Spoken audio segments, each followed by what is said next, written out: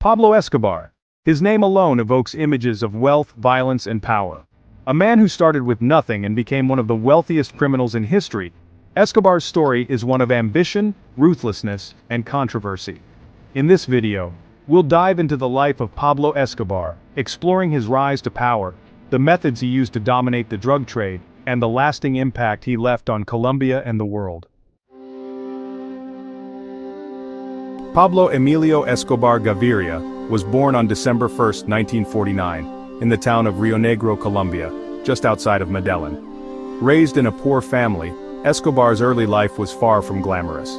His father was a farmer, and his mother was a schoolteacher. From the start, Escobar was exposed to a life of hardship, but also a world where ambition could carve a path to power. Escobar's intelligence and street-smart attitude became evident at an early age. He wasn't just a petty criminal, he was a visionary.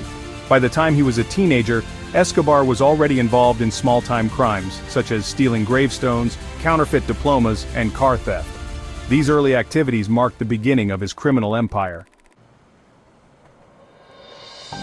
As the 1970s rolled in, Escobar saw an opportunity in the growing demand for drugs in the United States.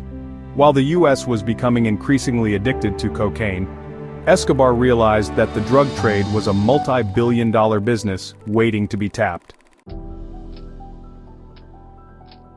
In the mid-1970s, Escobar formed the Medellín Cartel, initially partnering with fellow criminals to smuggle cocaine into the United States.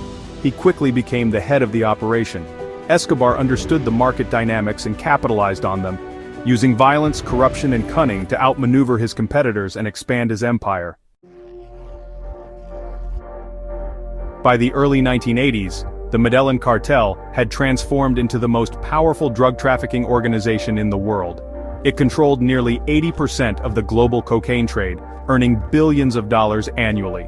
Escobar, now the kingpin of the operation, had a net worth estimated at over $30 billion at his peak, making him one of the richest men in the world.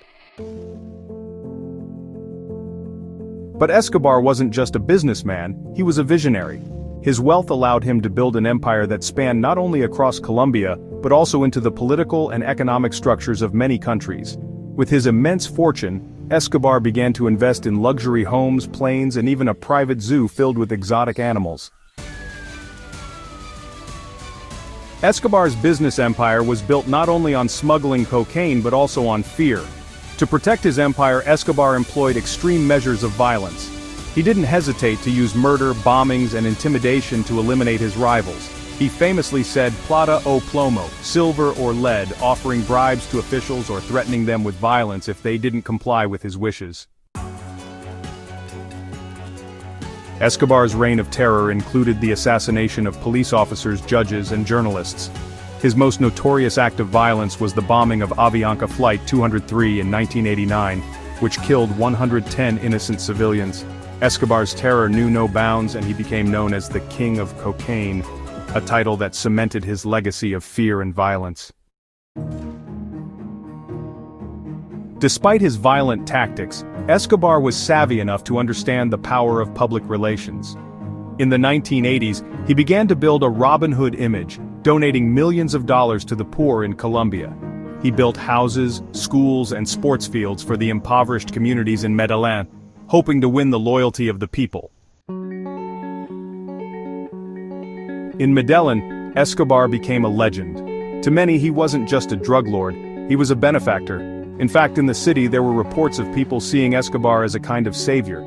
But this image was just a facade, one that helped him maintain his power and protect his criminal operations. As Escobar's empire grew, so did the international efforts to stop him. The United States government, in partnership with the Colombian authorities, launched an all-out war to dismantle the Medellín Cartel. This led to a bloody and relentless manhunt that spanned several years. In 1991, in an attempt to escape mounting pressure, Escobar struck a deal with the Colombian government.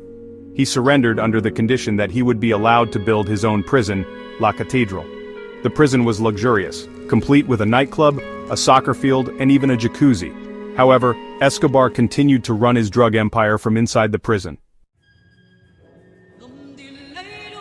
Escobar's time in La Cathedral was short-lived. In 1992, after the Colombian government discovered he was still running his criminal empire from within the prison, they decided to move him to a more secure facility.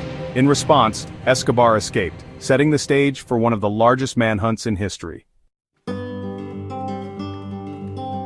By late 1993, Escobar was cornered by a joint task force of Colombian police U.S. agents and local paramilitary groups. On December 2, 1993, after a fierce gunfight in Medellín, Escobar was shot and killed. His death marked the end of an era, but it didn't end the legacy of the Medellín Cartel.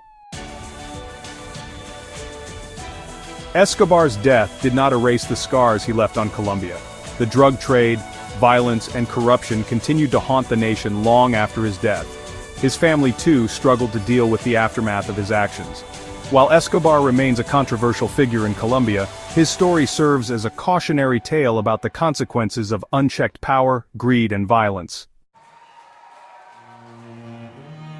To some, Escobar remains a hero, especially to those who benefited from his charitable works. To others, he is a symbol of the destructive power of the drug trade. Whatever your perspective, one thing is certain: the name Pablo Escobar will forever be synonymous with crime, corruption, and violence. Thank you for watching this in-depth look at the life of Pablo Escobar. If you found this video insightful, please like, comment, and subscribe for more content on the world's most notorious criminals, historical figures, and events.